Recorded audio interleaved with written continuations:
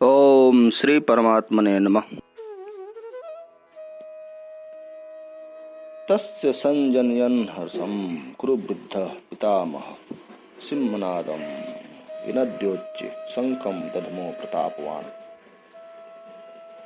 इस प्रकार द्रोणाचार्य से कहते हुए दुर्योधन के वचनों को सुनकर कौरवों में वृद्ध प्रतापी पितामह भीष्म ने दुर्योधन के हृदय में हर्ष उत्पन्न करने हेतु उच्च स्वर से सिंह की दहाड़ के समान गरज कर शंख बजाया।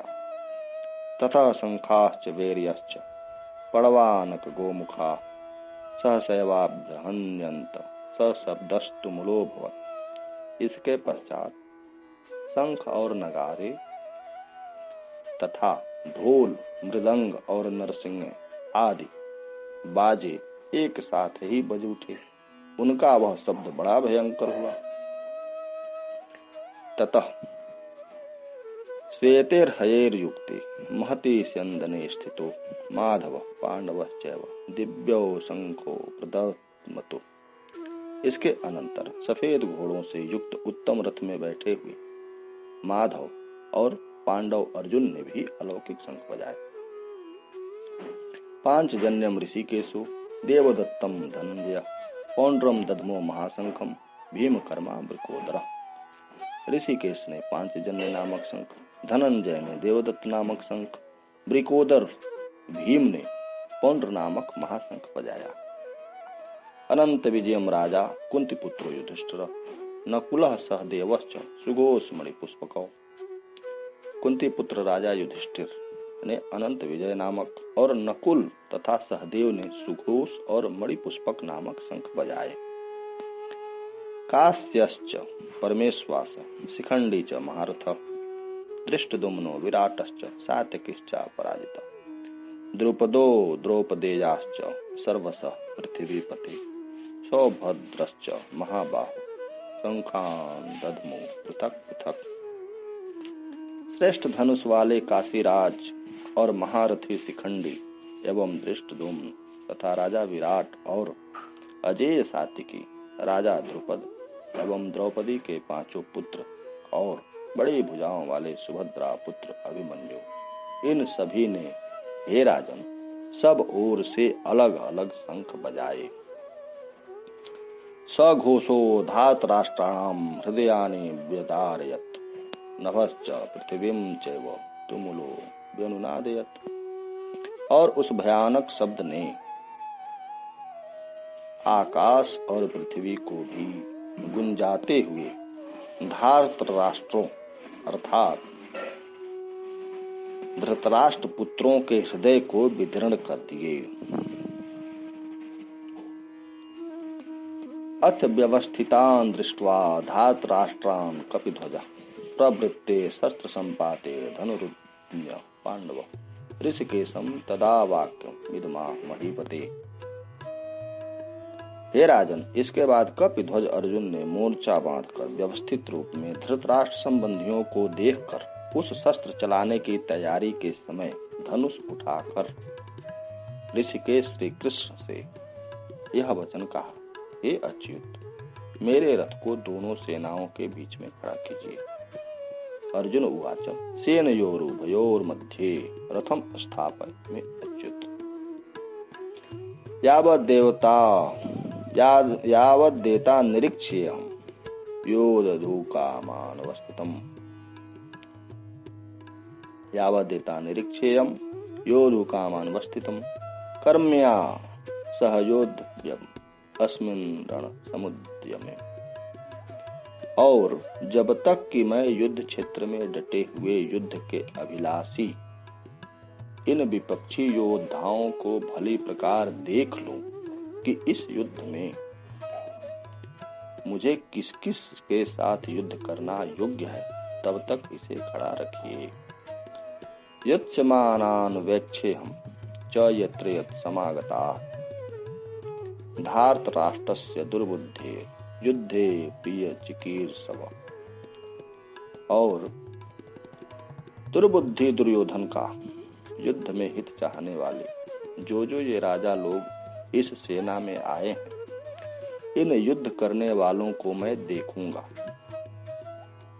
संजय उवाच एव मुक्तो ऋषिकेशो गुडाकेशेन भारत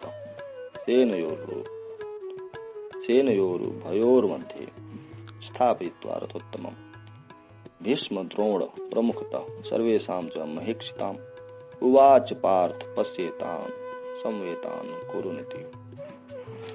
संजय बोले, हे धृतराष्ट्र, हे भारत, अर्जुन द्वारा इस प्रकार कहे हुए महाराज ऋषिकेश दोनों सेनाओं के बीच में भीष्म और द्रोणाचार्य के सामने तथा संपूर्ण राजाओं के सम्मुख उत्तम रथ को खड़ा करके इस प्रकार कहा, हे पार्थ, युद्ध के लिए जुटे हुए इन कौरवों को देखो।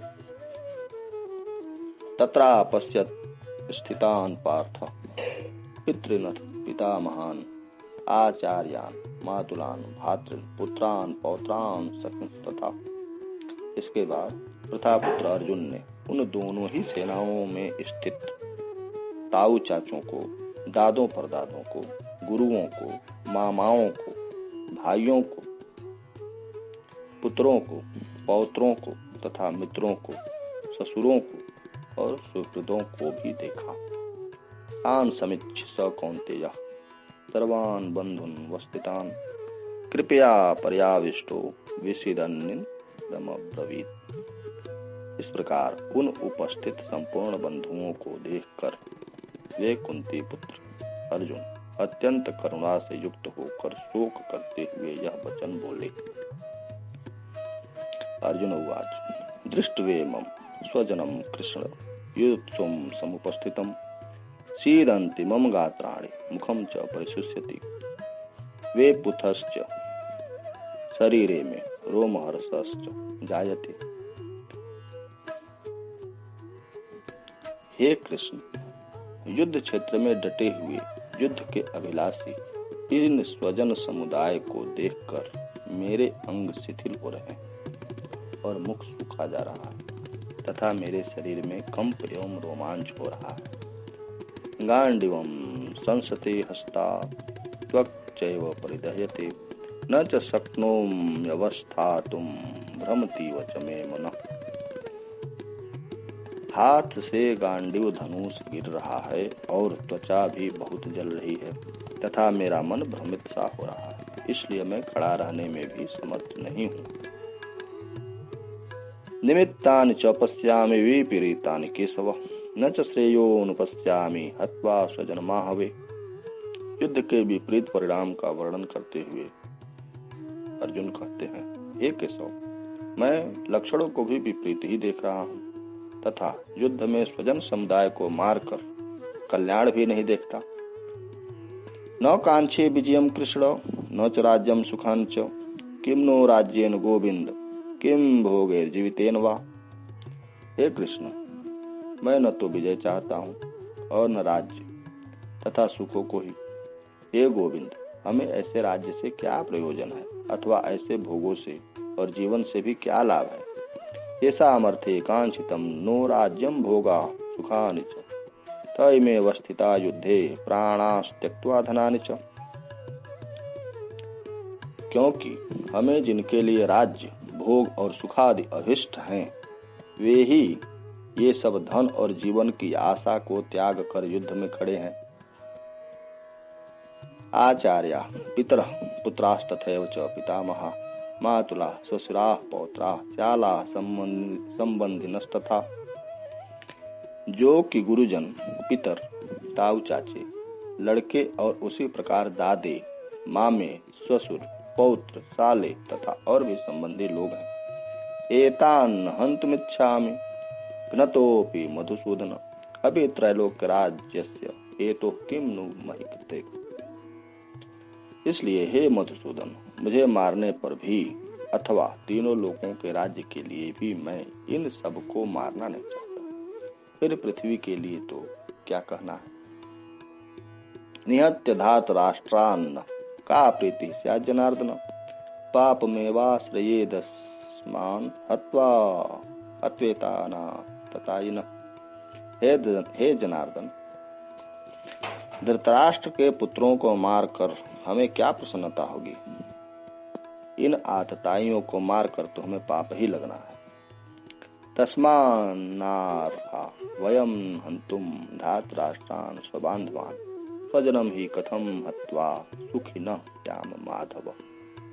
एतेव हे माधव, अपने ही बांधव धृतराष्ट्र के पुत्रों को मारने के लिए हम योग्य नहीं, क्योंकि अपने ही कुटुंब को मारकर हम कैसे सुखी हो सकते हैं।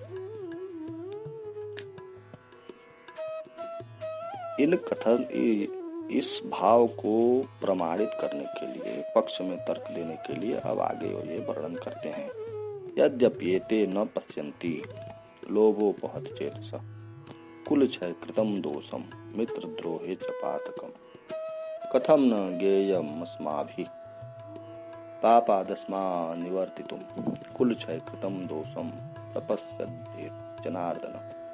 कुल क्षय कृत का दोष कितना भयंकर है, इसकी यहाँ उत्तम चर्चा है। अर्जुन कहते हैं, यद्यपि लोभ से भ्रष्ट चित्त हुए ये लोग कुल के नाश से उत्पन्न दोष को और मित्रों से विरोध करने में होने वाले पाप को नहीं देखते, तो भी हे जनार्दन, कुल के नाश से उत्पन्न दोष को जानने वाले हम लोगों को इस पाप से हटने के लिए क्यों नहीं विचार करना चाहिए। कुल क्षय प्रणश्यन्ति कुल धर्मा सनातना धर्मे नष्टे कुलम कृत्सनम अधर्मो भी भवत्युत। कुल के नष्ट होने से सनातन कुल धर्म नष्ट हो जाते हैं। धर्म के नाश हो जाने पर संपूर्ण कुल में पाप भी बहुत फैल जाता है। अधर्मा विभवात कृष्ण प्रदुष्यन्ति कुलस्त्रिय स्त्रीषु दुष्टासु वार्ष्णेय जायते वर्ण संकर। हे कृष्ण, पाप के अधिक बढ़ जाने से कुल की स्त्रियां अत्यंत दूषित हो जाती हैं। और हे वार्ष्णेय, स्त्रियों के दूषित हो जाने पर वर्ण संकर उत्पन्न होता है। संकरो नरकायैव कुलघ्नानां कुलस्य च पतन्ति पितरो ह्येषां लुप्त पिंडोदक्रिया। और वह वर्ण संकर कुल घातियों को और कुल को नरक में ले जाने के लिए ही उत्पन्न होता है। लुप्त हुई पिंड और जल की क्रिया वाले अर्थात श्राद्ध और तर्पण से वंचित इनके पितर लोग भी अधोगति को ही प्राप्त होते हैं। दोष रेते कुलघ्नानां वर्ण संकर कारके उत्साद्यन्ति जाति धर्मा कुल धर्मा च शाश्वता। और इन वर्ण संकर कारक दोषों से कुल घातियों के सनातन कुल धर्म और जाति धर्म नष्ट हो जाते हैं। उत्सन कुल धर्माणाम मनुष्याणाम जनार्दन नरके नियतम वासो भवति इत्यनुसूक्ष्म। हे जनार्दन, जिनका कुल धर्म नष्ट हो गया है ऐसे मनुष्यों का अनिश्चित काल तक नरक में वास होता है, ऐसा हम सुनते आए हैं। अहो वत महत् पापम कर्तृम व्यवसिता वयम यद्राज्य सुखलोभेन हंतुम स्वजन मुद्यता। हा शोक, कितने शोक की बात है। हम लोग बुद्धिमान होकर भी महान पाप करने को तैयार हो गए हैं। जो राज्य और सुख के लोभ से स्वजनों को मारने के लिए भी उद्यत हो गए। यदि माम प्रतीकारम शस्त्रम शस्त्रपाण्य धातराष्ट्रा रणे हन्यु तस्मै क्षेमतरम भवेत्। यदि मुझे शस्त्र रहित एवं सामना न करने वाले को शस्त्र हाथ में लिए हुए धृतराष्ट्र के पुत्र रण में मार भी डालें, तो वह मारना भी मेरे लिए अधिक कल्याणकारक होगा। संजय कहते हैं, इस प्रकार युद्ध न करने का निश्चय करके शोक निमग्न अर्जुन शस्त्र त्याग कर रथ पर पीछे जाकर बैठ जाते हैं। और संजय अपने राजा धृतराष्ट्र से कहते हैं, एवं मुक्त्वा अर्जुनः संख्ये रथोपस्य उपाविशत् विसृज्य सशरम चापम शोक संविघ्न मानसा। संजय बोले कि रणभूमि में शोक से उद्विग्न मन वाला अर्जुन इस प्रकार कहकर बाण सहित धनुष को त्याग कर रथ के पिछले भाग में जाकर बैठ गया। इस प्रकार इस प्रथम अध्याय की पूर्णाहुति होती है। ओम तत्सदिति। श्रीमद् भगवद गीता उपनिषत्सु ब्रह्म विद्यायां योग शास्त्रे श्री कृष्णार्जुन संवादे अर्जुन विषाद योगो नाम प्रथमोऽध्यायः। ओम तत्सत्। हरि ओम तत्सत्। हरि ओम। ओम शांति शांति शांति।